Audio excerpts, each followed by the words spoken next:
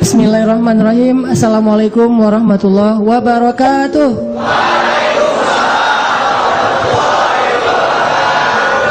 Sehat semuanya?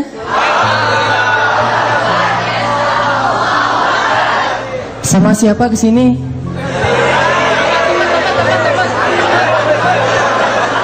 Wah, kurang seru. Yang kesini sendiri?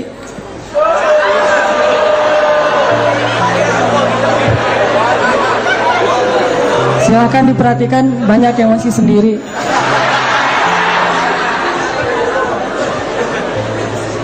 Istrinya nggak ikut. Alhamdulillahirrabbilalamin. Alhamdulillahi wa kafa. Wassalatu wassalamu ala rasulillahil mustafa wa ala alihi wa sahbihi ahli siddiqi wal wafa. Puji syukur kepada Allah, salawat dan salam kepada Rasulullah sallallahu alaihi wasallam. Terima kasih teman-teman semuanya yang udah datang jauh-jauh. Ada yang dari Medan, ada yang dari Jambi. Saya dapat japri beberapa orang. Ada yang dari Jambi, ada yang dari Bengkulu, ada yang dari Bandung. Saya maksudnya. Ada yang dari Palembang. Ini luar biasa ya. Subhanallah, ini salah satu di antara bukti kebesaran Allah. Karena yang menggerakkan kita untuk bisa bareng di sini dari berbagai macam tempat, dari jarak yang macam-macam, ada yang jauh banget, ada yang di sebelah masjid. Itu yang ngegerakin kita itu siapa? Allah Subhanahu wa Ta'ala. Kalau bukan Allah menggerakkan hati kita, nggak bakalan kita bisa sampai di sini. Walaupun rumah kita di sebelah masjid, kalau Allah nggak ngegerakin hatinya, malah dia termasuk orang yang asing ke masjid. Dan banyak tuh cerita orang rumah di sebelah masjid, sekali-kalinya ke masjid, tanyanya toilet di mana coba. Padahal rumahnya di sebelah masjid, tapi toilet masjid nggak tahu di mana, tempat wudhu di mana nggak ngerti, karena saking jarangnya ke masjid. Udah gitu masuk ke masjid itu kayak orang yang asing, melihat orang semuanya malaikat, dia sendiri yang setan gitu. Wah, ini malaikat semua gitu. Sebaliknya, orang di dalam masjid kadang-kadang karena baru-baru hijrah nih, lagi semangat-semangatnya keluar masjid, semua orang dilihat setan, dia sendiri yang malaikat gitu kan ya. Nggak boleh kayak gitu. Bisa jadi orang yang di luar masjid itu lebih malaikat daripada kita yang baru belajar. Dia mungkin sholatnya di masjid yang lain, atau ada kesolehan dia yang kita nggak ngerti. Yang jelas kita jadi ngumpul di sini hari ini dari tempat yang berbeda-beda, ini sebagai bukti kebesaran Allah Subhanahu wa Ta'ala. Allah yang menggerakkan hati berapa orang nih? Banyakan ceweknya. Udah segitu aja, nggak usah ditambah. Banyakan ceweknya. Ceweknya kurang lebih sekitar 10.000 nih. Cowok-cowoknya sekitar 5.000. 1:2. Tapi di sini banyak yang masih sendiri. Di sini udah buket gitu ya. Udah dibuk. Kenapa saya jadi ngelamun ya? Nah, kurang lebih 5.000 anak muda, alhamdulillah teman-teman semuanya nih berkumpul hari ini dari tempat yang berbeda-beda karena hatinya digerakkan oleh Allah Subhanahu wa Ta'ala. Dan ternyata buat Allah itu mudah banget menggerakkan hati sekian ribu anak muda sekaligus untuk berkumpul di satu tempat dengan jarak yang macam-macam, dengan kesulitan di jalan yang berbeda-beda. Itu mudah banget buat Allah. Kalau ribuan orang Allah gerakan hatinya dan itu mudah, apalagi cuma satu orang ya, untuk datang ke rumah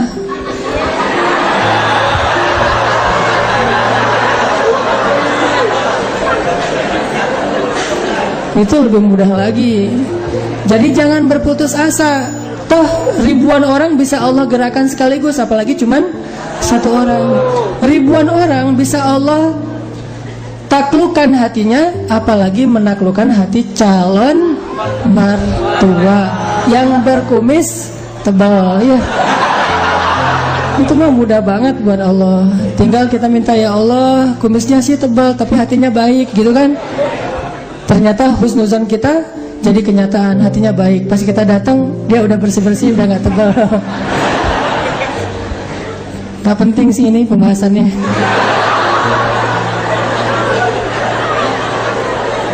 Nah teman-teman, ini jadi bukti nih bahwa Allah tuh kalau mau menggerakkan seseorang itu mudah banget buat Allah. Menggerakkan hati dosen pembimbing kita ketika lagi ngerjain skripsi gitu kan, itu mudah banget. Datang bismillah, Rabbi syrahli sadri wa yassirli amri wahlul 'uqdatam min lisani yafqahu qawli. Itu doa siapa? Nabi Musa pas menghadapi siapa? Wah, ngeri juga ya. Doa untuk Firaun dipakai nih. Mau ketemu dosen. Wahlul 'uqdatan min lisani, dan lancarkanlah ucapan lisan saya sehingga beliau faham apa yang saya ucapin. Gak usah kita yang insya Allah lisannya normal. Nabi Musa yang lisannya ada sedikit sakit, saya nggak bilang cacat ya, ada sakitnya karena waktu kecil kan Nabi Musa pernah makan arang.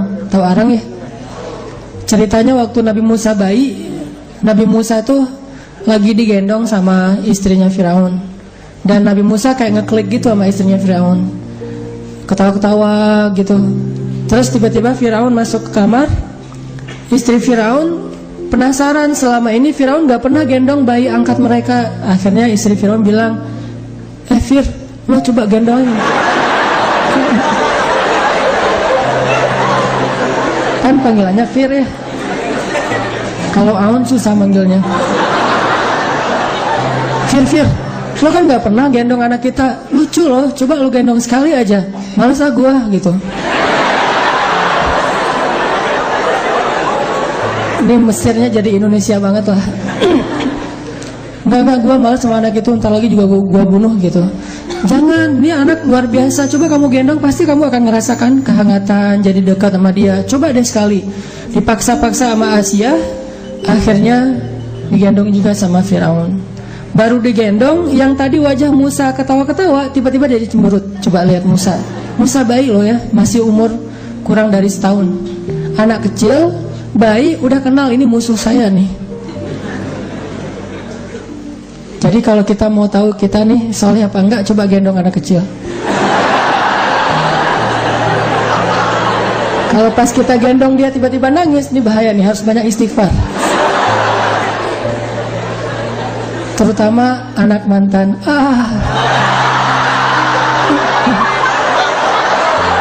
Itu pasti nangis tuh. Ada pesan sponsor gitu kan, pasti nangis lah dia. Jadi kalau misalnya teman-teman udah punya anak, tiba-tiba ada cowok gendong anak teman-teman terus nangis, itu kayaknya ada indikasi titik lah, mantan. Kenapa anak saya nangis di tangan kamu? Kamu mantan istri saya ya? Mantannya istri maksudnya. Enggak salah. Nah, Firaun gendong nih Musa, jadi berubah ekspresi, yang tadi senang tiba-tiba jadi marah. Kata Firaun, Asia nih kenapa nih anak kok jadi ngelihat saya kayak benci banget gitu. Kata Asia, oh mungkin belum kenal, coba kamu dekap lebih rapat lagi biar dia hangat. Didekap sama Firaun, pas sudah dekat Musa narik jenggotnya Firaun sekuat tenaga sampai rontok beberapa jenggotnya Firaun. Coba bayangin, kecabut loh jenggotnya Firaun dan berdarah. Itu kekuatan Musa alaihissalam. Menurut saya nih, Nabi paling tangguh itu Nabi Musa secara fisik. Kalau dibilang dengan bahasa kekinian tuh, Musa itu paling keren, paling cocok jadi kayak juara MMA gitu.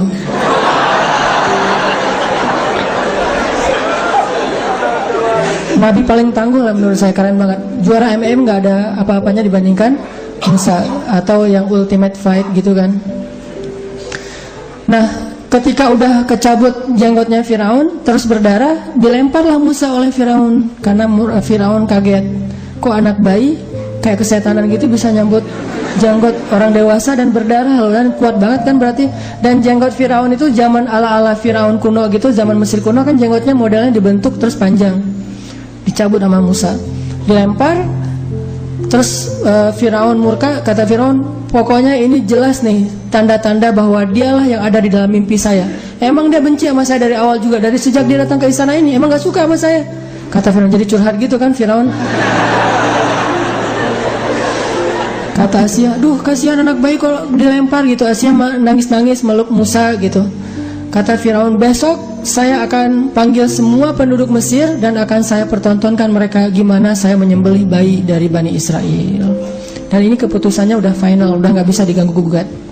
Akhirnya malam itu Asia gak tidur, berdoa aja nih gimana cara menyelamatkan bayi Musa.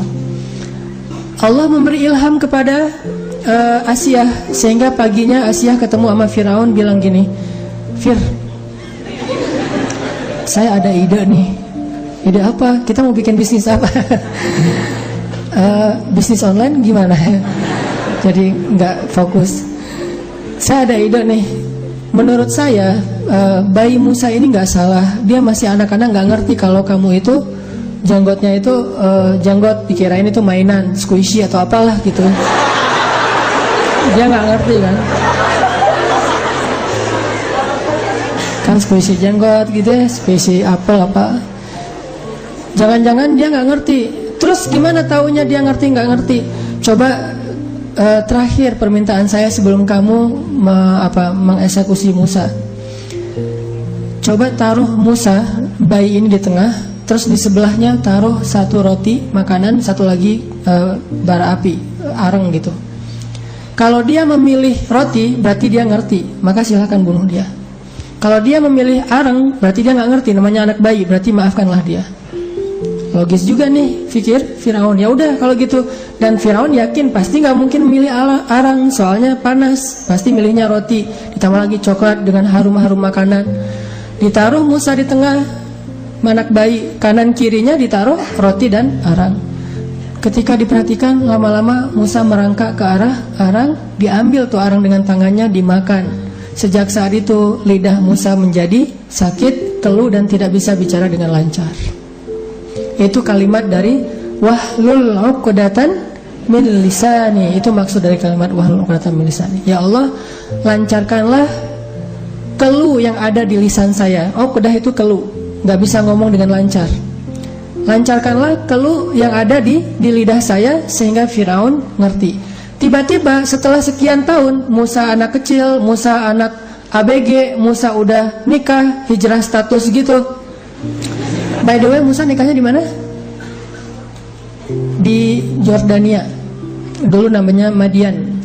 Nikah sama cewek penggembala. Kan Musa lagi hijrah nih dari Mesir ke Madian karena dikejar-kejar tentara Firaun. Kenapa dikejar tentara Firaun? Soalnya Musa nggak sengaja nyolek orang mati. Lo gitu banget sih, mati. Baru ngomong gitu udah mati, belum diapa-apain ya. Ada Bani Israel ribut sama orang Kipti, Egyptian, orang Mesir asli ini. Karena yang ini Bani Israel keturunannya Musa, kabilahnya Musa, kaumnya Musa, yang ini kaumnya Firaun. Musa ngebelain Bani Israel. Lagi pula waktu itu kalau nggak salah Bani Israel yang terzolimi, dibelain Bani Israel sama Musa. Terus yang orang Kiptinya cuma dicolek doang, didorong dikit lah gitu, mati, kelepek-kelepek, hilang aja. Kenapa nih orang? Jangan-jangan dia memang kena serangan jantung gitu ya. Akhirnya Musa mengatakan, ya Allah, saya nggak sengaja membunuh dia, ini pasti kerjaan setan, kata Musa. Ini by the way ya, satu-satunya suuzon yang berpahala itu suuzon sama setan. Sama setan tuh nggak boleh husnuzon, harus suuzon. Ini setan yang kerjaannya nih. Terus jangan kita bilang, lo jangan nyalahin setan, kasihan tahu. Enggak. Setan itu harus disuuzonin. Kalau manusia husnuzon. Satu-satunya husnuzon yang berdosa itu husnuzon sama setan. Kasihan ya setan, pasti dia nggak tahu apa-apa, kita aja yang Akhirnya Musa lari ke Madian. Dan Musa ini emang laki-laki yang tangguh, tapi dia nggak pamer. Badannya itu six pack, perutnya tuh six pack. Kalau kita kan one pack ya, one pack masih mending, ada zero gitu. Ini six pack, terus pokoknya badannya bagus. Tapi Musa badannya bagus, nggak pernah pamer. Kita kan baru fitness sekali udah pakai baju segini, kalau perlu nggak pakai baju kemana-mana gaya, lihat gua nih baru fitness padahal belum ngebentuk juga. Musa itu kalau pakai baju selalu rapat, walaupun sebetulnya yang kesini kan bukan aurat, tapi Musa tetap menutup karena ini Nabi, ada fikih tersendiri. Jadi SOP Nabi sama umatnya itu beda teman-teman. Dan emang kayak gitu, Nabi Muhammad tuh punya SOP sendiri, kita punya SOP sendiri. Di antaranya misalnya nih, Nabi Muhammad nggak boleh nerima sedekah. Kalau kita boleh nerima sedekah. Nabi Muhammad itu nggak boleh mewariskan harta. Jadi Nabi wafat, hartanya itu jadi milik umat, nggak boleh diwariskan ke keturunannya. Dan itu SOP Nabi. Nabi Muhammad punya istri sekian, kita nggak sama sekali. Nah ini kan SOP-nya beda nih. Bukan nggak sih, belum lah ya, belum. Nah, SOP-nya beda nih. Nah Nabi Musa juga gitu, beliau menutup auratnya semuanya sampai nggak pernah kelihatan, bahkan pakai baju pendek aja nggak pernah. Saking luar biasanya, sampai muncul kayak isu fitnah. Katanya Musa itu punya penyakit kulit, kata Bani Israel. Udah gitu dijadikan hashtag viral pula. Viral di antara Bani Israel. Kalau Musa itu, Musa penyakit kulit, jadi trending topik gitu di antara Bani Israel. Difitnah. Karena Musa banyak difitnah sama Bani Israel, kan Bani Israel itu suka gosip ya. Pokoknya acara-acara infotainment mereka tuh selalu Musa yang muncul. Musa penyakit kulit, Musa kudis, Musa kurap, Musa apa. Banyak banget fitnah terhadap Musa. Akhirnya Allah yang ngebelain Musa. Allah posting nih. Di akhir surat Al-Ahzab tuh ada kisah gimana Allah ngebelain Musa yang difitnah punya penyakit kulit. Caranya Allah keren banget, cara ngeposting video tentang Musa tuh. Jadi bukan poster ya, fitster. Ditampilin bahwa Musa lagi mandi di sebuah oasis, bajunya ditaruh di atas batu, cuman pakai celana doang, mandi. Pas sudah selesai mandi mau ngambil baju, batunya pindah. Akhirnya Musa bingung nih gimana cara ngambil bajunya nih, pakai kayak galah gitu, mengambil baju di atas batu. Pas mau diambil, batunya lari. Allah yang berfirman kepada batu, ya batu lari itu batu. Ini batu luar biasa, kayaknya dia senang jogging gitu ya, kayak indoor runners lah ya. Batunya tuh lari, dikejar sama Musa. Batu, baju saya, batu baju gitu. Thawbi hajar kalau dalam bahasa Arabnya. Kemana larinya si batu teh? Larinya ke tempat-tempat ngumpul anak-anak muda Bani Israel, lewat skatepark Bani Israel gitu kan. Ada anak-anak Bani Israel lagi main skate, lagi ngulik gitu, lagi ngetrik, lagi kickflip gitu kan. Tiba-tiba Musa lewat, badan Musa lebih keren dari badan kita gitu. Jadi mulai viral lagi nih, badan Musa keren. Lewat anak-anak futsal Bani Israel lagi main futsal, ngelewatin BMX, pokoknya kumpulan anak-anak street Bani Israel ya. Lewat sampai berhentinya di pasar Bani Israel. Pas sudah berhenti di pasar Bani Israel, diambil tuh baju sama Musa, dipakai dengan keadaan malu karena ditonton banyak orang, cewek-cewek gitu-gitu. Karena Musa kan terlalu keren ya. Ini belum ketemu Yusuf, ini baru ketemu Musa. Karena marah Musa kepada batu, dipukul tuh batu sama Musa sampai retak. Ini makanya saya bilang juara Ultimate Fight itu memang keren sih. Batu gede aja tuh bisa retak dipukul sama Musa. Dia jadi kalau sasaknya itu bukan dari goni atau batu. Gua tangan gatal batu. Musa kalau tangannya gatal cari batu. Kita tangan gatal paling cari tisu gitu-gitu kan. Beda banget lah sama Musa. Nah, karena Musa pernah mukul orang Egyptian terus mati, mukulnya padahal dicolek doang, lari ke Madian. Sampai di Madian lagi duduk capek ngelihat dua cewek lagi ngantri ngasih minum ternak. Terkenal kan kisahnya di surat Al-Qasas dan di surat Toha. Dilihat sama Musa, duh kasihan banget tuh cewek berdua nunggu giliran laki-laki penggembala memberi minuman ternak mereka, baru nanti giliran yang cewek. Dideketin sama Musa, Kak lagi ngapain? Ma khatbukuma, apa masalah kalian? Lagi ngapain kalau bahasa kita? Kalau kita kan datang boleh selfie. Selfie kita mintanya, ini enggak lagi ngapain? Enggak, kami pengen ngasih minuman ternak tapi harus ngantri sama yang cowok-cowok. Oh ya udah biar saya aja yang ngasih minuman ternak, biar nggak perlu ngantri karena sesama cowok. Diambil ternak cewek ini sekitar 100 ekor onta, diberi minuman oleh Musa. Dan ini harus kita bayangkan dengan ilustrasi sejarah, jangan dengan imajinasi kita yang kekinian. Kenapa? Ngasih minuman ternak itu sumurnya itu bukan timba kecil teman-teman. Timba kita kan kecil tuh. Timba Arab itu dari kulit, terus di luarnya kayu. Timbanya tanpa air aja udah berat tuh. Ditambah lagi ukurannya, diameternya mungkin setengah meter gitu, diameternya doang. Bahkan ada yang hampir 1 meter, gede timbanya, turun ke sumur. Sumurnya tuh gede, bukan sumur kayak kita yang kecil terus timba dari atas pakai tali. Dia turun, ngambil air, terus naik lagi ke atas. Bayangin 100 ekor onta. Satu onta bisa minum satu timba itu, berarti 100 kali naik turun. Padahal habis perjalanan berapa? Touringnya tuh baru beberapa ratus kilo.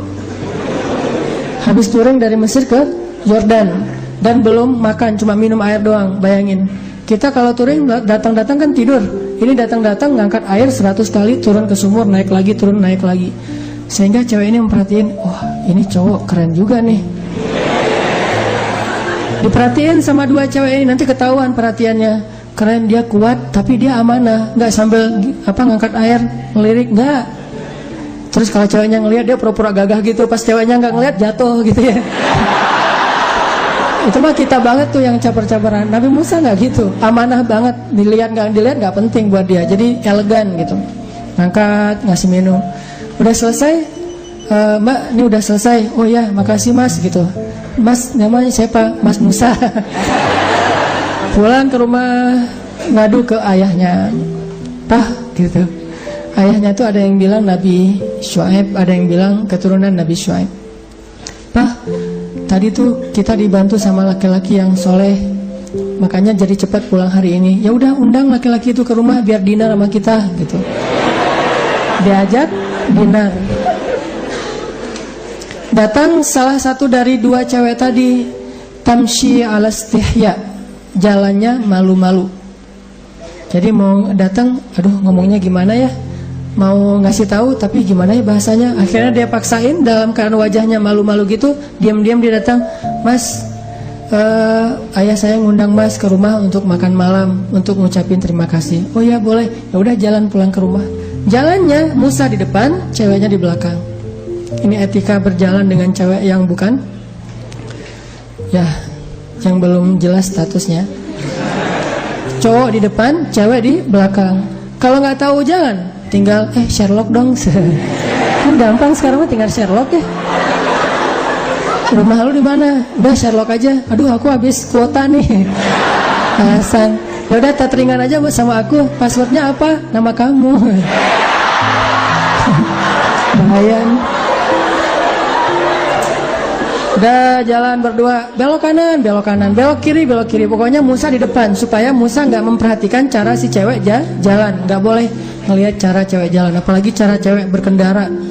Kayak Aisyah dulu pernah ketinggalan sama siapa? Sofwan bin Mu'attal, sahabat keren dari Madinah. Pas ketinggalan dari pasukan Nabi, Aisyah lagi duduk di atas batu, Sofwan datang ngelihat Aisyah, terus Sofwan bilang innalillahi wa inna ilaihi raji'un. Itu adalah ucapan kalau kita ngelihat cewek sendirian. Bukan, wah, bukan. Kesempatan gitu, bukan. Innalillahi wa inna ilaihi raji'un. Jadi ngelihat ada cewek pulang dari masjid sendiri, nggak ada temennya, nggak ada angkot yang bisa dia naikin.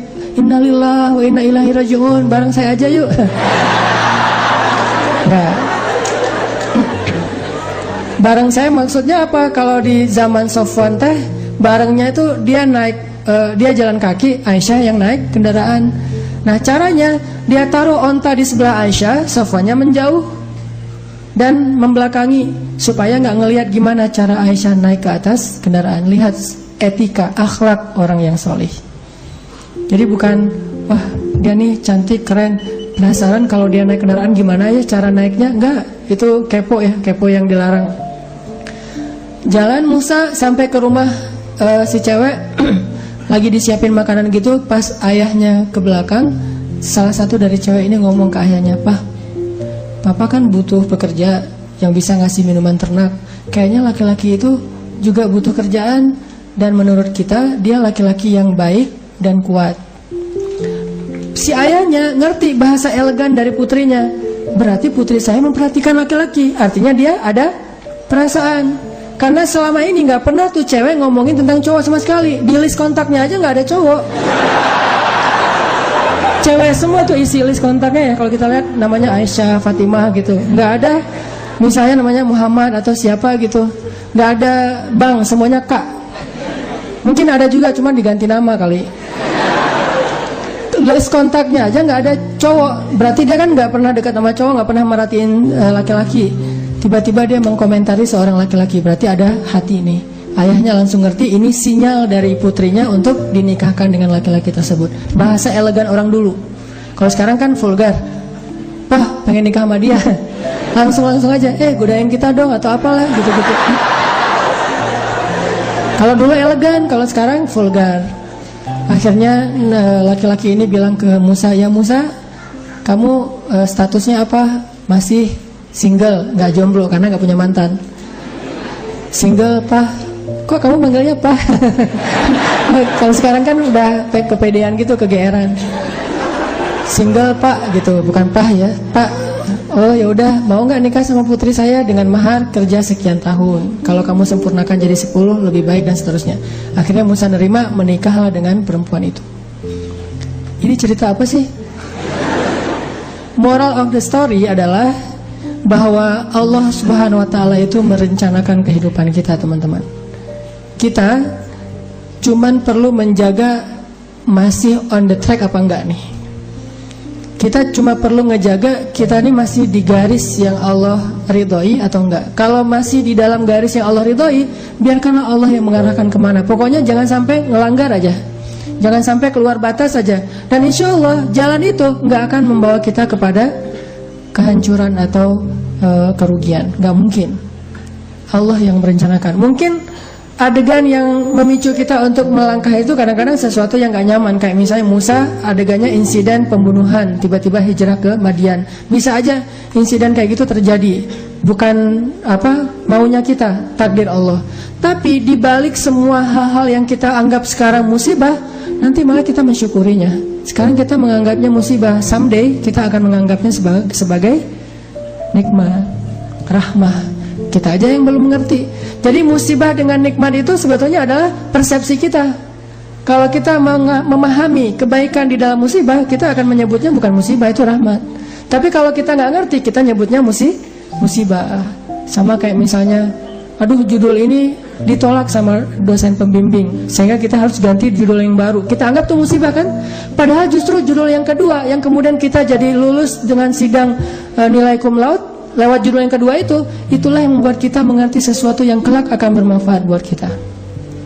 Judul pertama mungkin tentang apa, judul yang kedua sesuatu yang lebih aplikatif, sesuatu yang lebih dibutuhin sama masyarakat. Sehingga kadang-kadang kita pernah nulis skripsi, tesis, disertasi tentang judul itu, kita jadi expert di bidang itu, sehingga suatu saat kita lebih dibutuhin oleh masyarakat daripada kita tadinya pakai judul yang pertama. Kita tinggal angle berpikir kita yang mana nih. Mau ngelihatnya dari angle hikmah atau mau ngelihatnya dari angle musibah. Musa kecil pas bayi cabut jenggotnya Firaun, itu sebuah insiden. Musa dihanyutkan ke sungai Nil, itu sebuah kejadian yang kayaknya tragis banget. Terus Musa ngebunuh orang, terus Musa kehausan di tengah-tengah padang pasir, ketemu cewek terus ngasih minuman ternaknya tapi nggak dibayar. Semua ini rencana Allah yang kita nggak ngerti sekarang. Tapi someday ketika kita udah ngelihat hasilnya, kita akan mengatakan, Masya Allah, Allah Maha Besar yang mengatur hidup saya sampai menjadi seperti sekarang ini. Makanya saya pernah cerita, mungkin teman-teman ada yang nonton di YouTube. Dulu ketika di Mesir, pulang dari Mesir tuh saya ikut istri ke Bandung. Istri saya ngajar di Bandung, akhirnya kita ke Bandung. Saya nggak senang waktu itu, belum dapat hidayah ya, nggak senang ngajar di kampus, nggak senang ngajar di pondok pesantren. Tapi karena terpaksa, nggak ada kerjaan, saya ngelamar-lamar gitu ke pondok-pondok pesantren. Semua nolak. Alasannya sama, lebih banyak guru daripada murid. Ya udah deh, nggak apa-apa. Karena nggak ada yang nerima, saya pikir kok saya pulang-pulang jauh-jauh dari Kairo tapi nggak punya kerjaan ya, kayak melas gitu. Malah ngelamar jadi kuli aja nggak diterima. Soalnya kuli itu yang dilihat keahlian dan otot kan. Saya punyanya ijazah LC, nggak nyambung dengan perkuliahan gitu. Akhirnya nggak punya kerjaan, saya nerjemahin buku. Udah capek-capek nerjemahin buku, pas dikasih ke penerbit, katanya buku itu udah terbit, terjemahin sama orang lain. Saya salah milih judul. Akhirnya nulis buku sendiri yang belum diterbitin orang. Walaupun kalau bahasa Sunda mah capruk, nggak jelas ngomong apa gitu. Pokoknya nulis aja, nulis. Udah selesai nulis, dikasih ke penerbit, nggak ada yang mau nerbitin karena nggak layak katanya. Kan ini adegan-adegan yang awalnya kita anggap sebagai kesulitan, musibah kan? Karena nggak mau diterbitin sama penerbit, akhirnya saya kepikiran lagi, ya udah kenapa nggak diterbitin sendiri aja? Diterbitin sendiri. Alhamdulillah minjem uang dari teman 30 juta dan dia Allah takdirkan dilembutkan hatinya, mau aja. Padahal nggak kenal amat, baru kenal juga beberapa bulan. Mungkin ngeliat muka saya tuh muka melas gitu ya. Jadi saya pinjam dong 30 juta.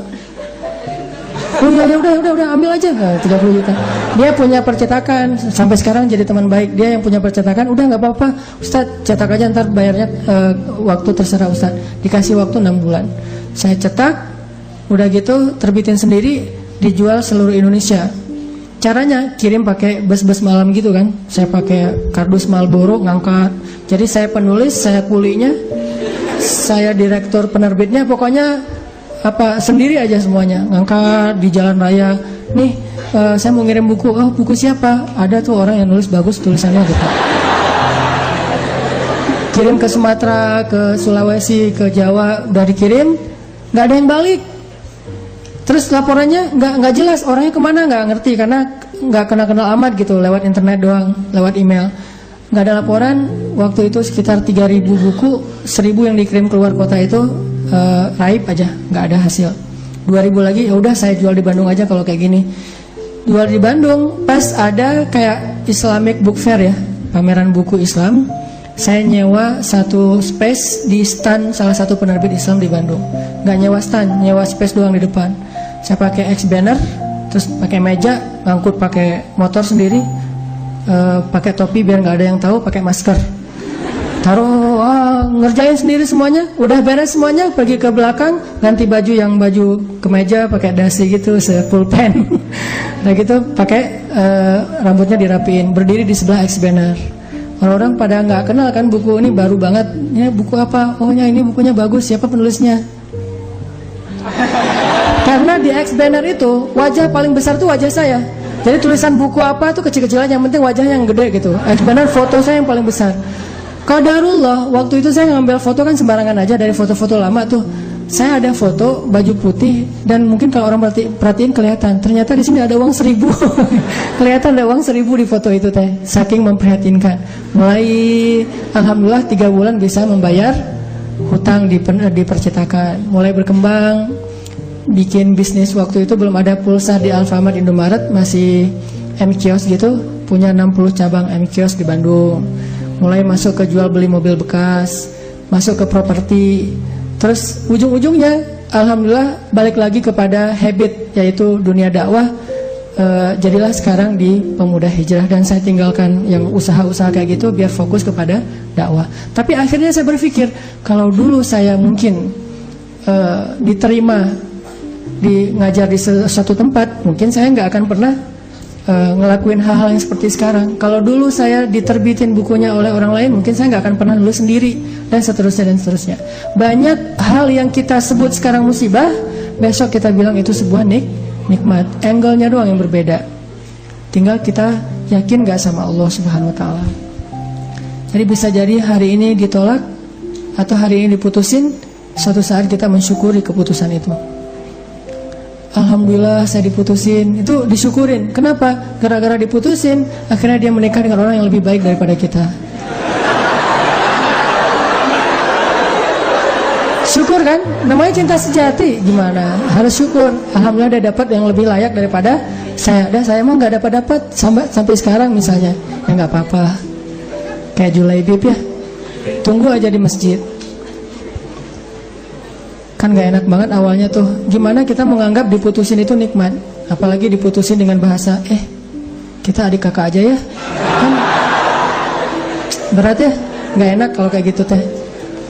Cuman nanti suatu saat kita akan mensyukuri nikmat itu. Kayak banyak orang yang ngerasa kok saya ngeband udah sekian lama tapi gak ada yang masuk ke dapur rekaman. Sampai dia bikin kayak semacam sponsor me kan. Dia ngeband terus bikin arrangement lagu, dia posting di YouTube, diupload di YouTube supaya ada yang sponsor. Ternyata nggak muncul. Anak skate dia ngetrik tapi nggak ada yang jadiin dia brand ambassador brand tertentu. Akhirnya dia upload di YouTube ngetrik kickflip yang model baru apa gitu mungkin, atau no comply gitu, dia nggak ngetrik tapi bisa terbang-terbang. Berharap ada yang sponsor, ternyata belum. Apa yang hari ini kita anggap sesuatu yang kayak kekalahan, satu musibah, satu kesulitan, suatu hari nanti ketika kita faham, kita akan mengatakan itu nikmat. Dengan satu syarat, gimana pun kondisi yang kita alamin sekarang, jangan keluar dari jalur yang Allah ridhoi. Itu aja syaratnya. Makanya kan saya bikin tagline banyak main, banyak manfaat. Saya nggak berani bilang nggak punya dosa, karena itu namanya tazkiyatun mentazkiyah diri sendiri. La tuzakku anfusakum. Janganlah kalian menganggap diri kalian suci. Tapi maksudnya sedikit dosa ini tinggalkan dosa. Kenapa? Karena kalau kita udah ngelanggar, gimana pun kita sekarang lagi dapat nikmat banyak, terus kita melakukan dosa yang Allah nggak suka, nikmat itu bisa berubah musibah. Sebaliknya, ada musibah, kita masih on the track, musibah itu bisa berubah menjadi nikmat. Syarat yang Allah minta dari kita cuma satu itu, jangan melanggar, jangan bikin dosa, jangan ngecewain Allah Subhanahu wa taala. Itu doang. Udah gitu bertahan aja, Allah kasih kejutan-kejutan yang sangat banyak dalam hidup kita. Saya punya teman orang Padang. Dia ikut tes akademi kepolisian. Dari sekian banyak yang ikut tes, 50 orang yang keterima, dia salah satunya. Terus karantina 50 orang ini. Tes ujian yang kedua, dari 50 orang ini cuman dia sendiri yang gagal. 49 orang tuh lulus tes kedua. Akhirnya dia pulang ke kampungnya dalam keadaan malu. Karena udah malu banget, dia hijrah ke Jakarta. Awalnya ke Bandung terus ke Jakarta. Di Jakarta alhamdulillah setelah sekitar 8 tahun dia bisa survive, bahkan sukses. Sekarang dia punya beberapa outlet di Tanah Abang, punya pabrik di Bogor, dan punya omset sebulan itu nggak kurang dari 1 M, dengan keuntungan kurang lebih 40%. Jadi 400 juta lah profit bersihnya sebulan. Kalau lagi lebaran atau Ramadan itu bisa 3 kali lipat. Nah pas sudah sukses dia haji. Ternyata di kampung itu dialah orang pertama yang haji di kampung dia tuh. Dan di kampung itu dikenal dia sebagai anak yang paling nakal, yang kayaknya nggak ada harapan jadi orang baik. Ternyata yang pertama haji. Udah gitu dia pulang, sesekali dia pernah pulang ketemu sama temennya yang 49 orang itu. Salah satunya udah jadi salah satu pejabat di kepolisian. Dia ngobrol-ngobrol, ditanya mana yang 48 lagi. Dia bilang, kamu nggak tahu kabar mereka? Kabar apa? Tahun 2004 mereka ditugaskan di Brimob Aceh, di Banda Aceh. Asrama Brimob Banda Aceh itu dekat dengan laut. Terjadi musibah tsunami, satu asrama Brimob itu habis semua, dan 48 mereka itu meninggal dalam musibah tsunami. Baru dia sadar, Masya Allah, Allah punya rencana. Semuanya di dalam aturan Allah Subhanahu wa ta'ala. Sehingga dia akhirnya mensyukuri kegagalan dia dulu di tes kepolisian. Walaupun yang lulus juga baik, yang gagal juga baik. Jadi ini bukan soal buruknya, tapi soal antara satu kebaikan dengan kebaikan yang lain. Yang lulus baik, yang ternyata nggak lulus juga, Allah simpan kebaikan dengan cara yang lain. Bahkan mungkin bagi dia sekarang, kalau disuruh pilih, dia lebih milih nggak lulus. Kalau dia sekarang udah paham, dulu dia memilih lulus. Dia stres, dia kayak putus asa gitu pas ketahuan cuma dia sendiri yang nggak lulus. Tapi setelah dia paham maksud Allah, Pasti kalau sekarang disuruh pilih, mending dulu kamu lulus apa enggak? Enggak deh, mending kayak gini aja, pasti kayak gitu. Jadi kita butuh waktu untuk mengerti teman-teman tentang maunya Allah itu apa. Sama kayak sekarang, kita butuh waktu untuk mengerti kenapa di usia segini masih sendiri. Butuh waktu untuk mengerti. Mungkin Allah emang lagi mempersiapkan calon imam kita yang ideal banget. Nah, untuk mendapatkan seseorang yang ideal itu kan butuh waktu. Kalau yang apa adanya kan, yang apa diobral gitu kan gampang. Tapi ini karena terlalu istimewa, kayak permata, mutiara, itu benar-benar dibentuk saking istimewanya, butuh waktu yang lama. Sama kayak kita beli kendaraan. Kalau yang warnanya pasaran kan langsung ready stock ya. Tapi kalau yang warnanya paling unik sendiri kan inden kan. Sampai mau beli satu kendaraan aja indennya bisa 2 bulan. Kenapa? Warna ini jarang Pak, istimewa, sehingga harus inden. Kalau yang ready stock banyak tuh warna standar aja. Begitu juga dengan jodoh. Ada jodoh ready stock, ada jodoh inden. Nah, yang inden ini biasanya istimewa. Itu salah satu hikmahnya. Siapa tahu emang dia inden karena lagi mengkhatamkan Al-Quran. Dia berazam, ya Allah saya gak pengen nikah dulu sebelum khatam juz 30. Gak harus 30 juz kan? Sebelum khatam juz 30. Berapa lama? 15 tahun. Nah, mungkin dia pengen hafal juz 30 juz, mungkin dia pengen hafal 100 hadis, mungkin dia pengen mapan dulu supaya bisa benar-benar membahagiakan dan menafkahi keluarga besar, bukan cuma istrinya tapi juga mertua dan segala macam. Kita emang akan dikasih oleh Allah pasangan yang istimewa, makanya inden, sehingga kita bersabar. Mudah-mudahan ada kebaikan. La'allahu khair wa ma indallahi khair. Mudah-mudahan di sini ada kebaikan. Apa yang di sisi Allah lebih baik. Terus berhusnuzon. Ketemu ternyata emang benar. Wajar kalau kita inden. Istimewa banget. Akhlaknya itu luar biasa.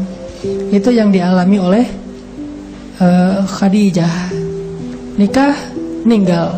Nikah lagi, meninggal lagi suaminya.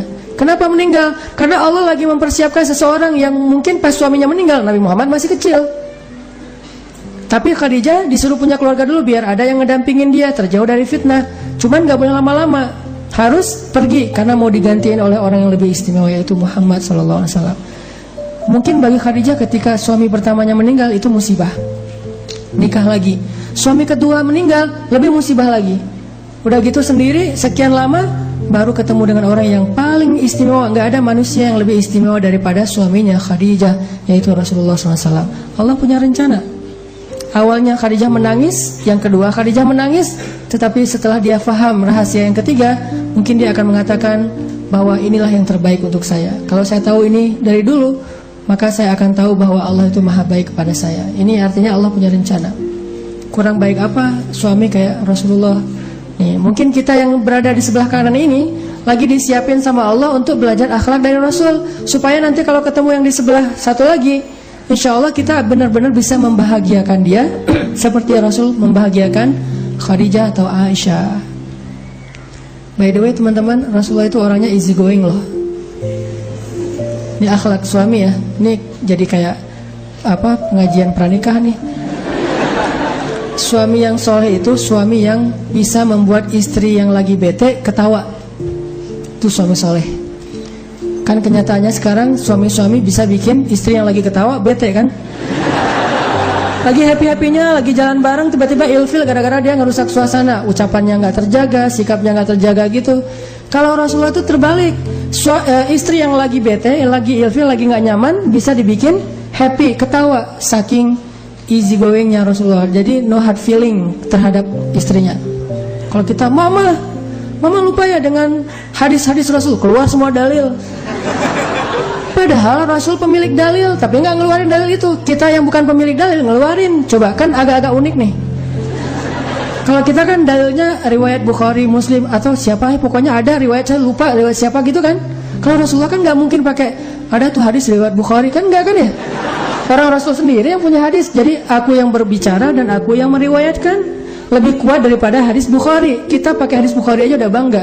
Rasulullah nggak pakai hadis Bukhari loh, hadis sendiri.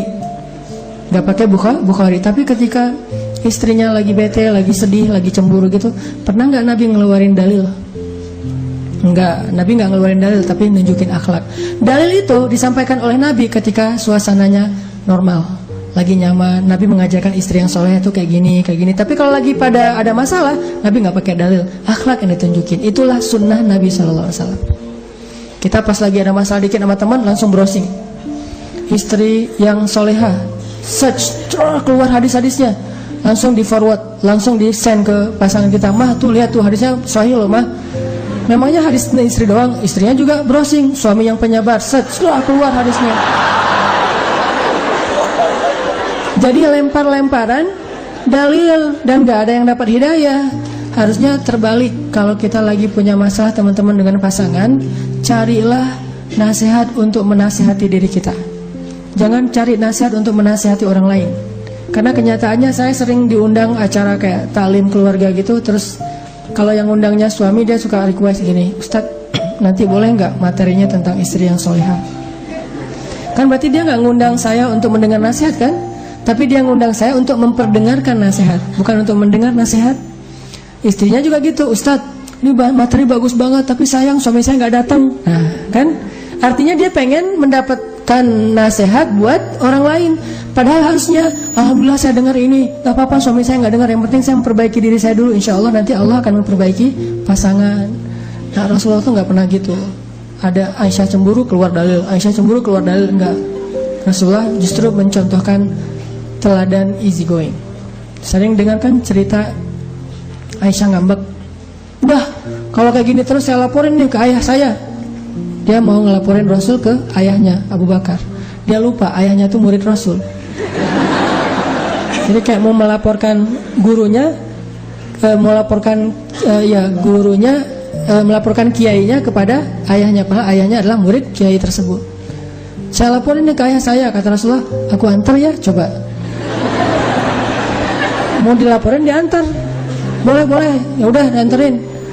Cecet nyalain kendaraan garasi. Dan by the way teman-teman, garasi Rasulullah itu asetnya kurang lebih 10 miliar ya. Nabi itu punya kendaraan untuk touring, punya kendaraan off-road, punya kendaraan yang untuk di dalam kota city car gitu.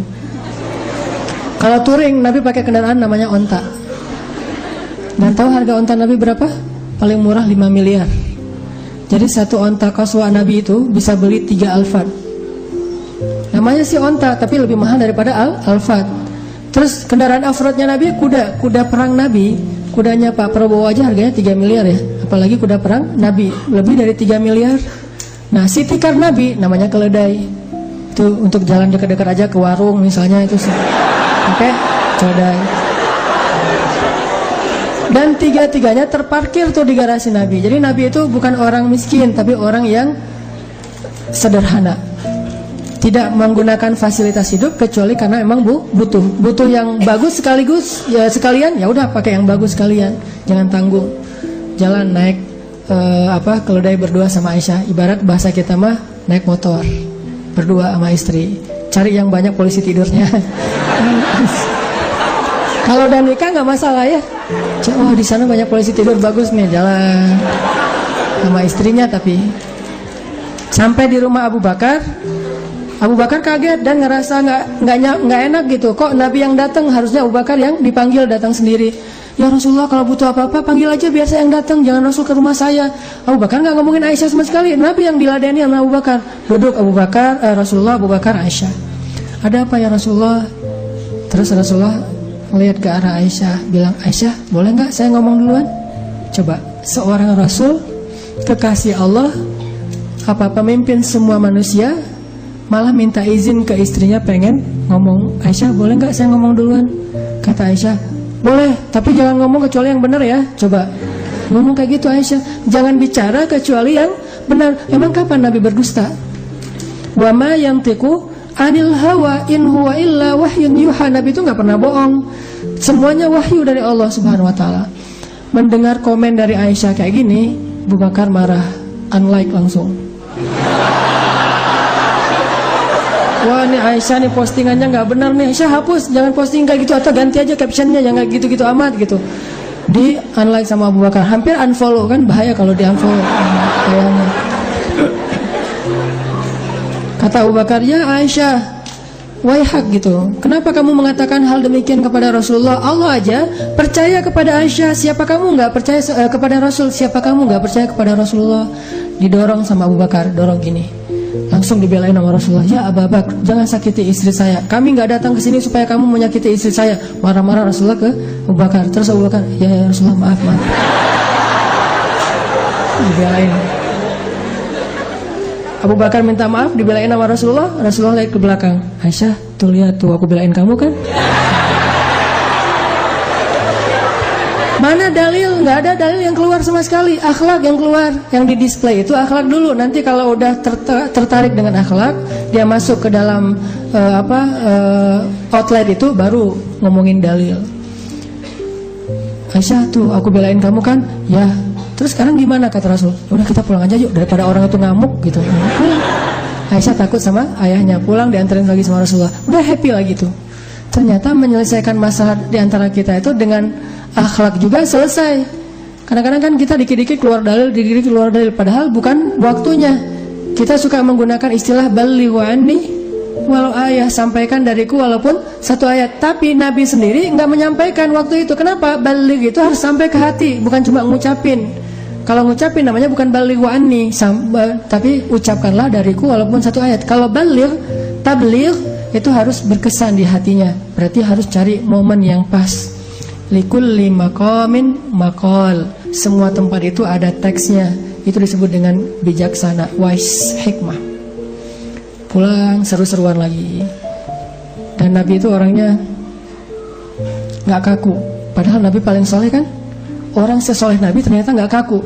Terus siapa kita yang ngerasa lebih soleh daripada Nabi jadi kaku? Kenapa kita makin belajar sunnah makin kaku? Makin belajar ayat dan hadis makin susah senyum. Harusnya makin rajin belajar hadis makin rajin senyum ya. Baca satu hadis senyum. Kenapa? Sunnah Nabi kan tersenyum. Melihat perbedaan pendapat, yang satu kunut, yang satu nggak kunut, senyumin aja. Jangan lihat yang kunut marah, orang yang kunut ngelihat yang nggak kunut, nggak sah, saling ngeledek-ledekan. Padahal Nabi aja ngelihat perbedaan pendapat di antara sahabat disenyumin. Bahkan ada sahabat yang agak-agak aneh gitu ibadahnya, disenyumin dulu baru dinasehatin. Kayak ada sahabat tuh sholatnya agak-agak heboh sendiri, tutorial ala dia lah. Nabi sholat berjamaah, dia datang pengen makmum kan, terus Nabi udah ruku. Wah, Nabi udah ruku nih, dia masih di pintu masjid, langsung dia takbir, dia ruku, jalan sambil ruku. Kan terkenal adegan itu, namanya bakroh namanya, jalan. Makanya saya bilang sholat tutorial dia. Mana ada Nabi nyontohin jalan sambil ruku kan? Tapi seru juga gitu ya.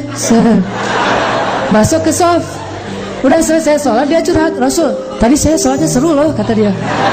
Seru gimana?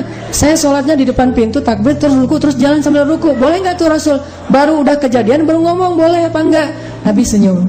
Ya udah, lain kali jangan diulang ya. Gitu doang komentarnya coba. Kalau kita kan keluar semua dalil kan ya. Habis aja orang itu. Sama aja udah hijrah juga disalah-salahin, tetap aja masuk neraka. Mending nggak usah hijrah sekalian kan gitu. Ternyata Rasul nggak. Dia contohin akhlak senyum, wise, empati, tahu ini baru belajar. Kecuali orang yang sengaja ngelakuin itu baru dosa kan. Kalau ini kan baru belajar. Ada juga yang sholatnya nggak pernah dicontohin Nabi, tapi dia ngelakuin. Bilal kan sholat apa? Syukur wudu. Nabi ngelihat Bilal habis berwudu sholat. Pas sudah selesai sholat, Nabi tanya, Bilal itu sholat apaan? Coba bayangin, Nabi nanya. Padahal Nabi kan yang ngerti agama, nanya ke Bilal. Bilal itu sholat apaan ya? Bilal bilang sholat syukur wudu. Bangga gitu. Oh, Nabi nggak komen tuh, senyum doang tuh. Coba bayangin, Bilal, lo nggak usah ngelakuin yang gua nggak ngajarin ya. Itu mah dasar segala macam keluar istilah. Enggak, Nabi mah karena Nabi tahu ibadah sunnah itu sifatnya mutlak. Mutlak itu artinya bebas. Karena ada sunnah yang muqayyad, ada sunnah yang mutlak. Kalau kita lebih dalamin lagi nih fikih agama, ada sunnah yang muqayyad itu udah diatur waktunya, hautunya. Waktunya misalnya kayak muqayyad itu tahajud, berarti malam. Kayak qabliyah, ba'diyah itu mengiringi sholat wajib. Tapi ada yang mutlak, bebas dilakuin kapan aja dan berapa rakaat pun bebas. Namanya juga mutlak, bebas. Nabi itu orang yang easy going dalam urusan rumah tangga, dalam urusan sama teman, empati, tahu banget orang lain tuh maunya apa. Saking empatinya Nabi, kadang-kadang Nabi itu jadi kayak Ra'fah. Ra'fah itu gak enakan. Jadi kalau kita jadi orang yang gak enakan, insya Allah kita udah ngikutin akhlak sunnah Nabi. Gak enakan gimana? Kita lagi ngecengin satu cewek, wah ini istri soleha ideal banget nih, pasti nih bakalan jadi Khadijah dalam hidup saya nih. Tiba-tiba datang teman kita curhat, luar biasa ya, di kampus kita ada anak baru dan itu keren banget loh. Siapa itu yang kerudungnya kayak gitu warna itu? Kan kita tadi udah ada hati ke dia karena ngelihat teman kita juga mau, kita jadi rafa, nggak enakan. Aduh kasihan dia, udah dia aja duluan. Kita belakangan kalau dia gagal. Yang jelas nggak rebutan apa segala macam sampai rame main belakang, main sihir segala macam, nggak. Ini Rasulullah banget nih, orangnya rafa.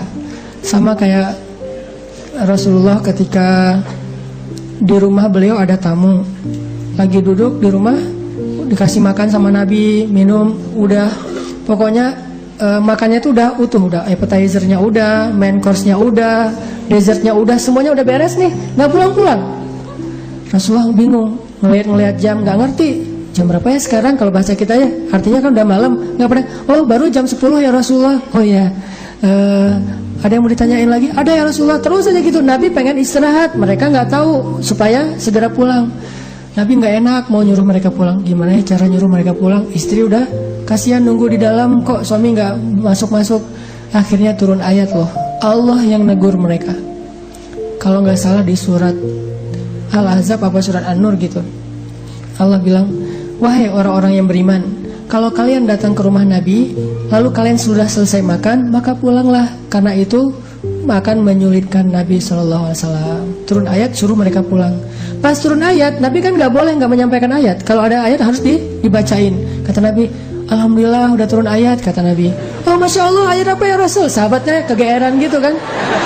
Baca-baca ya Rasul, kita pengen mendengar. Wah bagus nih, ada materi baru nih gitu ya. Masih bacain, kalau kalian datang ke rumah Nabi disuruh makan, makanlah. Kalau sudah selesai makan, maka pulanglah. Jangan berlama-lama. Konteks ayatnya tuh jangan berlama-lama. Oh itu maksudnya pulang. Coba Rasulullah tuh gitu. Sampai Allah terlibat karena Rasulullah itu fatun, orang yang sangat gak enakan. Saking gak enakannya tuh kadang-kadang sering menyulitkan diri sendiri. Pernah gak sih kita gak enakan jadi menyulitkan diri kita sendiri? Itu Rasulullah banget. Pulang dari taklim, ngeliat teman ada yang jalan kaki, rumah kita mungkin di timur. Kita tanya sama dia, mau kemana? Mau pulang? Nggak ada kendaraan nggak? Ya udah ikut saya aja. Ya udah ikut. Ternyata rumahnya di barat. Jadi kita ke tempat yang lebih jauh. Ya kita nggak akan cari-cari alasan nganterin. Pas sampai sana pulangnya jadi telat sendiri. Mungkin karena kita nggak ngerasa nggak enakan sama dia, kita bantu. Ini hal-hal yang disebut dengan rofa. Nggak enakan dengan pasangan. Rasulullah tuh pernah nggak enakan sama istri. Gimana nggak enakannya? Nabi satu pagi lapar, belum makan dari subuh. Pergi ke dapur, buka-buka gitu, buka panci, buka segala macam, lihat nggak ada isi. Aisyah belum masak, lagi buka-buka kayak gitu di dapur. Tiba-tiba Aisyah lewat. Aisyah nongol nih. Pas Aisyah lewat, Nabi langsung bilang, Aisyah saya puasa loh hari ini. Coba gimana Rasulullah? Nggak pengen bikin Aisyah salah tingkah dan merasa nggak nyaman karena belum masak untuk Rasulullah dan Rasulullah lapar. Jadi kan Aisyah jadi gak enak hati tuh. Untuk membuat Aisyah tetap nyaman, Rasulullah bilang, Aisyah saya puasa loh hari ini. Oh gitu, ya udah sekalian saya gak masak. Padahal Nabi tadi tuh gak ada niat puasa loh. Kan puasa sunnah gak harus niat dari awal kan. Boleh niat belakangan selama belum makan apa-apa. Jangan sampai niatnya udah minum kopi, udah makan empek-empek, baru saya puasa aja deh. Tapi empek-empeknya udah habis berapa kapal selam misalnya. Nah ini Rasulullah tuh nggak enak hati kepada istrinya sampai bikin istrinya nyaman. Jadi kalau kita pulang ke rumah, di rumah makanan apa aja, alhamdulillah enak banget. Mama pintar banget sih masak. Kapan masaknya? Oh tadi bibi yang masak. Oh iya nggak apa-apa. Maka tetap makan sama dengan menghargai yang masaknya. Nabi kan pernah diundang ke rumah seseorang, undangan untuk have lunch gitu kan, makan siang. Dianggap itu kayak selamatan, acara besar. Datang Nabi sama sahabat. Ternyata yang undangnya orang miskin. Terus pas sampai ke dalam rumah mau makan, dihidangkan satu roti yang keras namanya qadid. Qadid itu roti kalau dimakan harus dicelupin ke air baru bisa dimakan, soalnya keras banget. Nabi duduk, dihidangin qadid. Nabi nunggu, kirain habis Qadid nanti bakalan datang kayak susu, selai, daging, segala macam. Ini kan baru datang satu menu nih. Ditunggu lama nggak datang-datang. Terus kata tuan rumahnya, Rasulullah silakan. Oh ya. Nabi heran, ternyata makanannya itu doang tuh. Tapi ngundang orang kan agak-agak gimana gitu nih sahabatnya. Kenapa ngundang Rasul padahal dia nggak punya apa-apa di rumah? Karena mereka tahu makanan yang dimakan Rasul itu berkah. Dan mereka mengharapkan keberkahan itu. Nabi terus bilang, ada cuka gitu. Bukan ada cuka, ada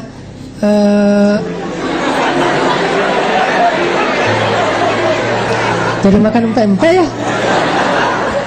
Kayaknya ini ceritanya di Palembang nih. Ada lauk gitu. Nabi tanya lah, lauk. Oh nggak ada Rasul, cuma ada cuka kata dia. Oh dihidangkanlah cuka. Cuka terus agak-agak pedas gitu. Dihidangkan cuka.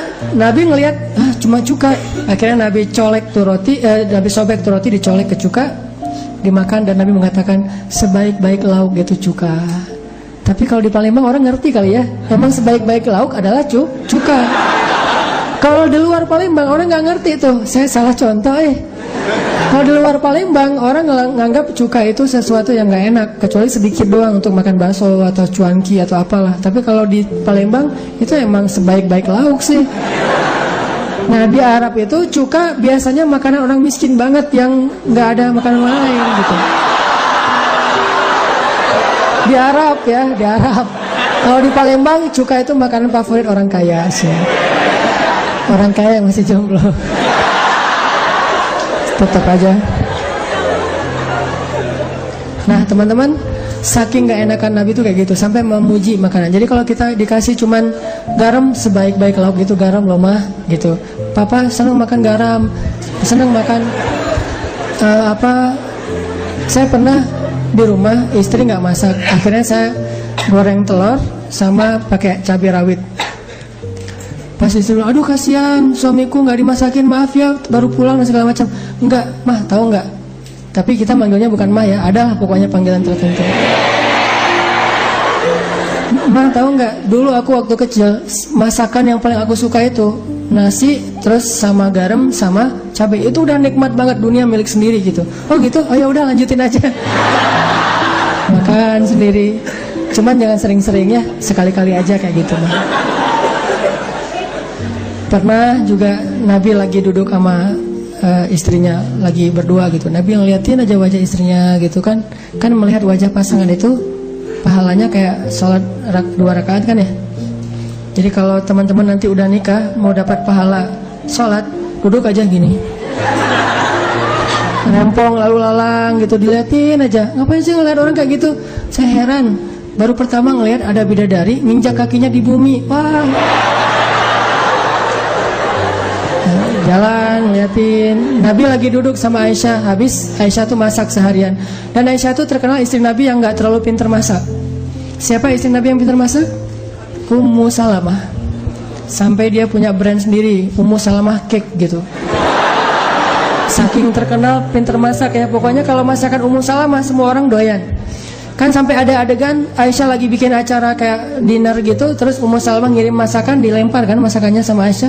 Kalau istri Nabi yang lain ngirim masakan mungkin gak akan dilempar, soalnya sama nih kualitasnya. Tapi kalau Ummu Salamah, ini masakan Aisyah siapa yang makan? Kalau Ummu Salamah udah ngirim makanan. Nah waktu itu Aisyah habis rempong seharian bikin kue. Jadi kayak kue lebaran gitu dibikin sama Aisyah, banyak tepungnya di atas, kayak ada gula yang salju gitu. Udah seharian selesai makan bikin kue, Rasul makan sama Aisyah sambil cerita-cerita yang lucu-lucu, yang seru-seru gitu. Tiba-tiba ada istri Nabi yang lain yang paling senior ngetuk pintu. Siapa istri Nabi yang paling senior? Berinisial S, Saudah. Usianya udah 60 tahun lebih. Saudah datang, Assalamualaikum. Waalaikumsalam. Nah by the way, Saudah itu emang satu geng sama Aisyah. Karena istri Nabi itu punya 2 geng. Ada geng Aisyah, ada geng Sofia. Sofia itu istri Nabi yang orang Yahudi itu. Geng Aisyah itu isinya Aisyah, Saudah, Hafsah. Itu geng Aisyah. Kalau geng Sofia, Ummu Salamah, Maria, nanti ada nama-nama keren-keren gitu. Sofia itu bedanya sama Aisyah cuma setahun. Aisyah 16 tahun pas Nabi wafat, 19 tahun, Sofia itu 20 tahun. Jadi baru lulus SMA gitu. Datang nih Saudah, Assalamualaikum, waalaikumsalam. Duduklah Saudah di antara Nabi, Aisyah, Saudah. Kata Aisyah, Saudah, saya habis masak loh. Mana? Oh ya, Saudah rasain deh, enak deh. Kata Rasul juga enak. Ah malas gua, kenyang gitu kata Saudah. Saudah, ini nggak ngenyangin, satu aja, menghargai saya yang udah capek masak dari pagi. Aisyah, saya lagi males gitu. Saudah, satu aja coba menghargai saya. Aisyah, males tau nggak sih? Nih rame nih dua cewek ini nih berdua. Akhirnya Aisyah kayak ngerasa kurang dihargai. Aisyah bilang, Saudah, kalau kamu nggak ngerasain ini, nggak mau coba, saya lemparin nih tepung ke wajah kamu. Mulai nih agak-agak main kasar ya. Kata Saudah, sok, kalau bahasa Sunda sok tuh apa, coba aja gitu, apa, laju, sok gitulah pokoknya, coba gitu. Saya lemparin nih tepung ke wajah kamu, coba, kata Aisyah, Saudah. Bener, diambil tepung dilemparin ke wajah Saudah. Tiba-tiba jadi kayak tren tebusan kan. Wah, apa nih wajahnya kok jadi kayak zombie gitu. Terus Saudah ngerasa dilemparin wajahnya dengan tepung, kan ngerasa nggak enak gitu. Ngeliat ke arah Rasulullah ngasih kode, maksudnya balesin gitu. Disuruh balas. Saudah dapat lampu hijau dari Nabi, ngambil tepung dilemparin ke Aisyah. Lemparan tepung sampai jadi benar-benar putih dua-duanya, aneh gitu, kayak pantomin gitu, kayak badut. Tiba-tiba lagi lemparan seru-seruan kayak gitu, terdengar suara jawara Quraisy ketuk pintu. Assalamualaikum, suara Umar. Langsung ngacir dua orang cewek ini masuk ke kamar, lari langsung dengar suara Umar. Waalaikumsalam, kata Nabi. Dibukain pintu sama Nabi, duduklah Umar masuk ke dalam rumah. Melihat rumah Nabi kayak kapal pecah gitu, berantakan. Umar gak berani komen. Like aja deh daripada komen. Gak usah di komen ya. Ah udah like aja. Banyak gini tepung gitu berantakan. Umar diem, Nabi senyum-senyum. Umar nanya, Rasul kenapa sih senyum-senyum? Kata Nabi, itu tuh lucu dua cewek gitu. Kenapa? Mereka tadi habis lemparan tepung, makanya ini berantakan. Begitu dengar suara kamu, langsung lari, takut sama kamu. Umar merasa gak enak hati.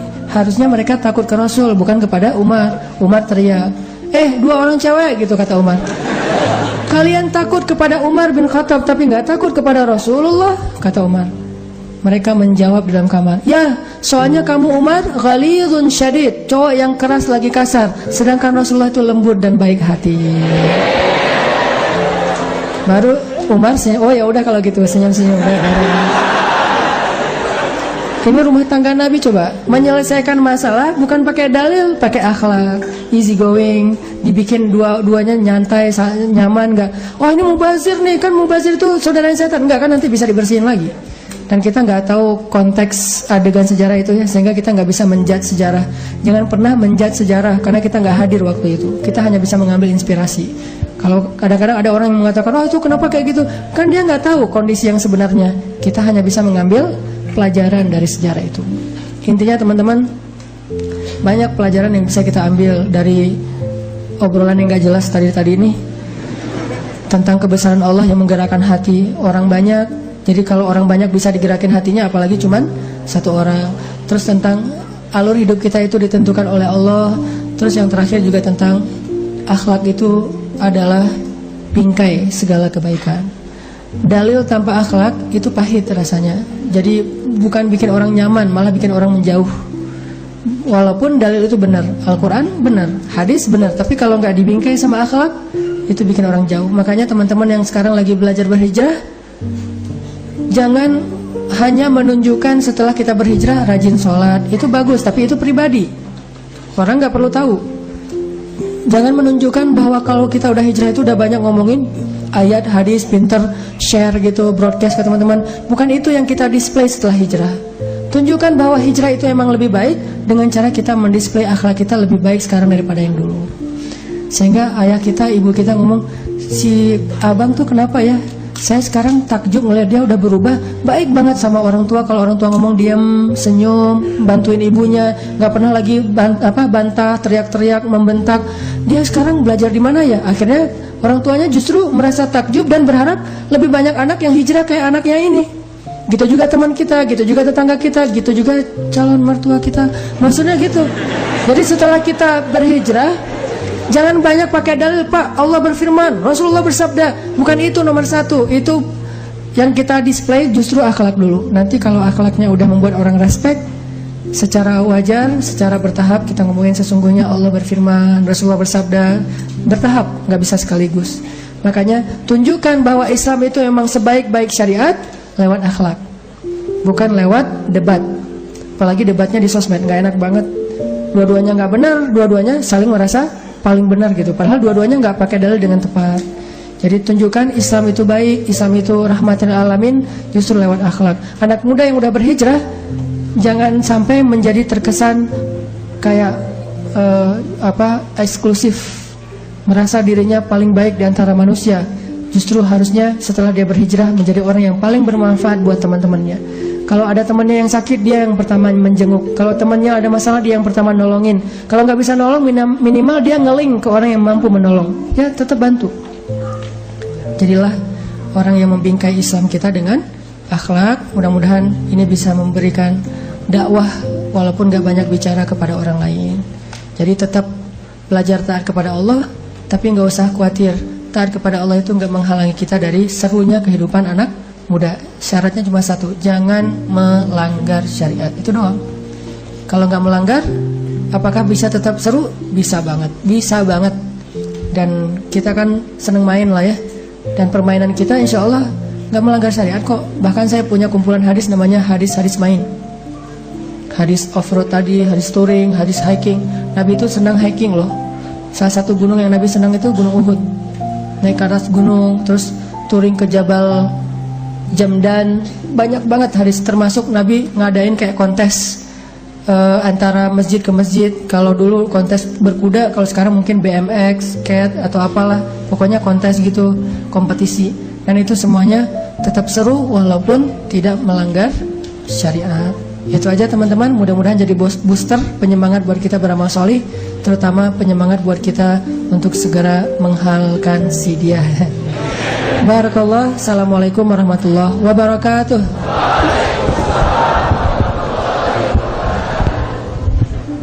Jazakallah khair kepada Ustadz Hanan Attaqi ya, yang telah menyampaikan materi yang sangat luar biasa. Bagaimana teman-teman, apakah masih kurang? Ya, silahkan datang nanti malam di Masjid At-Taqwa ya. Insyaallah ba'da Isya di Masjid At-Taqwa nanti akan diadakan juga kajian Ustadz Hanan. Dan di Unsri Indralaya besok pagi itu dikhususkan untuk mahasiswa Unsri ya. Jadi yang untuk umum itu malam ini ba'da Isya di Masjid At-Taqwa. Oke. Mungkin cukup sekian kajian kita pada hari ini. Saya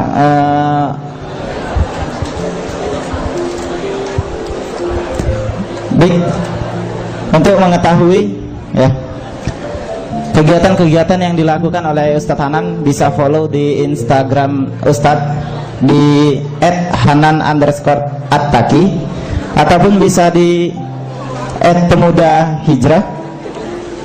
Banyak main, banyak manfaat, banyak pahala, dan sedikit dosa ya. Atau jika dari teman-teman ingin mengetahui kegiatan-kegiatan yang diadakan oleh Masjid Al-Aqobah 1 PT Pusri Palembang, bisa follow di Instagram @ajmipusriplg. Di situ nanti kita akan memberikan info-info terkait kegiatan-kegiatan yang ada di Pusri Palembang.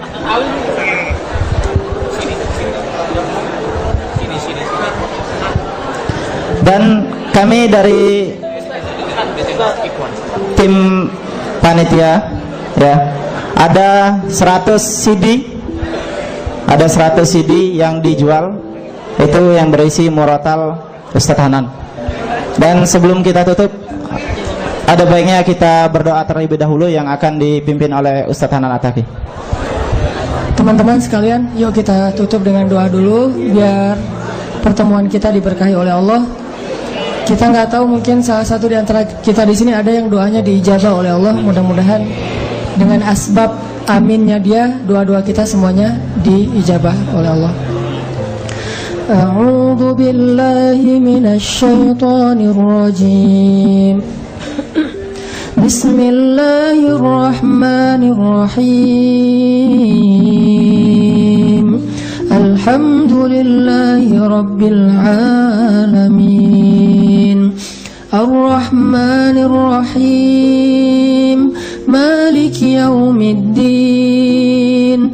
Iyyaka na'budu wa iyyaka nasta'in. اهدنا الصراط المستقيم صراط الذين أنعمت عليهم غير المغضوب عليهم ولا الضالين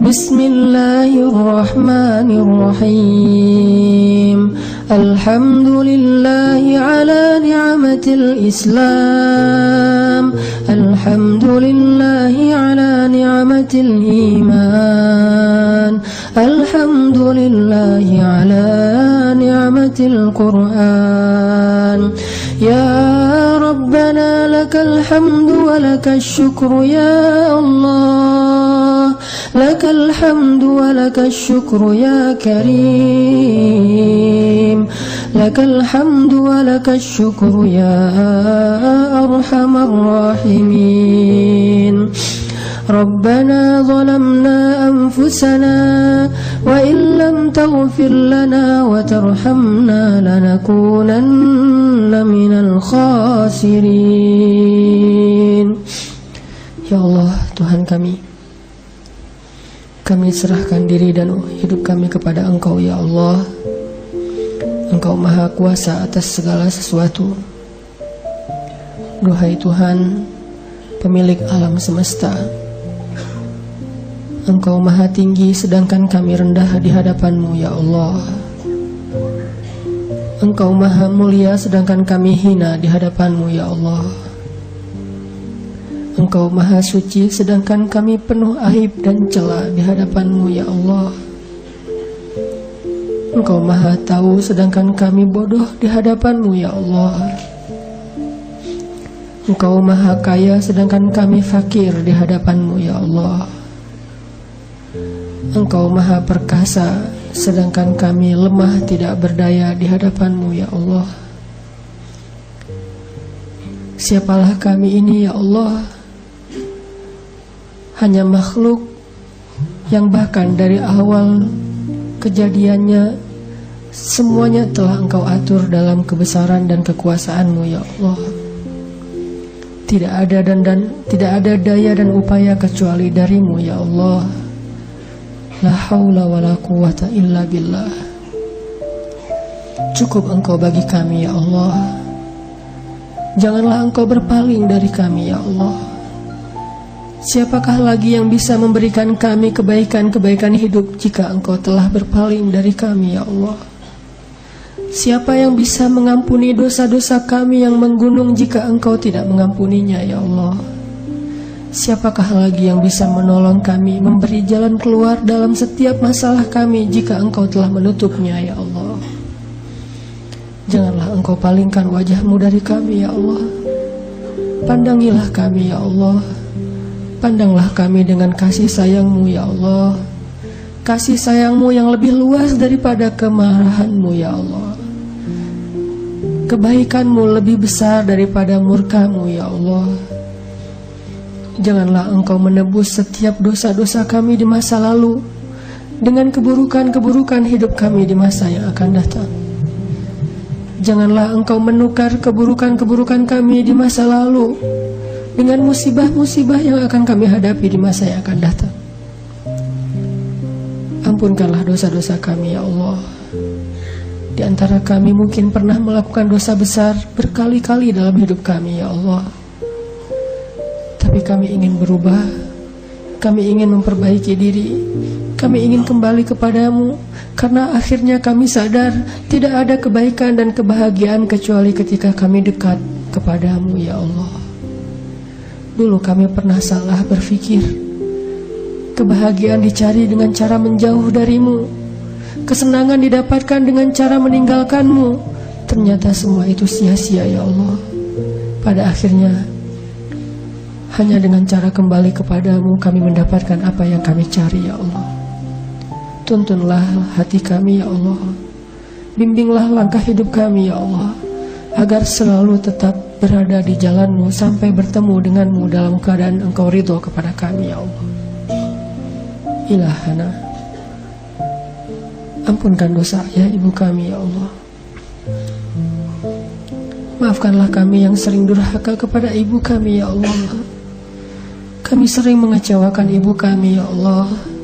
Kami sering berkata-kata kasar di hadapan ibu kami, berteriak membentak ibu kami. Padahal sejak kecil ibu kami selalu berkata lembut kepada kami, memanggil kami dengan panggilan yang baik, menyayangi kami sepenuh hati, menjaga kami bahkan dari gigitan satu nyamuk sekalipun ya Allah. Ayah kami berjuang, berkorban, memberikan semua yang dia punya untuk membahagiakan kami. Tidak pernah mengeluh sekalipun dalam membesarkan kami. Tidak pernah ibu kami mengeluh ketika mengandung kami 9 bulan dalam keadaan payah, melahirkan kami dengan taruhan nyawa, menyusui kami selama 2 tahun, membesarkan kami, mendidik kami. Ayah kami yang mencari nafkah untuk kami, keduanya tidak pernah mengeluh ya Allah. Tapi begitu kami menjadi dewasa, justru kami sering mengeluh dalam menjaga keduanya. Kami sering mengeluh dalam membahagiakan keduanya, padahal keduanya tidak menuntut banyak dari kami. Kami sering menolak telepon dari ayah ibu kami dengan alasan sibuk. Kami sering meninggalkan kedua orang tua kami dengan alasan tidak punya waktu. Tetapi kami punya waktu untuk main, untuk orang-orang yang mungkin tidak terlalu banyak berjasa dalam hidup kami. Ampunkanlah kedurhakaan kami kepada kedua orang tua kami ya Allah. Ajarkan kami bagaimana cara berbakti kepada keduanya, karena keduanya lah pintu surga bagi kami ya Allah. Rabbana, bantulah saudara-saudara kami di seluruh dunia. Bantulah saudara-saudara kami yang terzalimi di Palestina, di Suriah, di Rohingya. Kembalikanlah Masjidil Aqsa ke tangan kaum muslimin ya Allah. Duhai Tuhan kami, jadikanlah negeri kami tercinta ini Indonesia baladan aminan, negeri yang aman. Berilah petunjuk-Mu kepada pemimpin-pemimpin kami, bimbinglah ulama-ulama kami, dan satukanlah bangsa kami ya Allah. Rabbana atina fid dunya hasanah wa fil akhirati hasanah wa qina adzabannar. Subhanakallahumma wa bihamdika asyhadu an la ilaha illa anta astaghfiruka wa atubu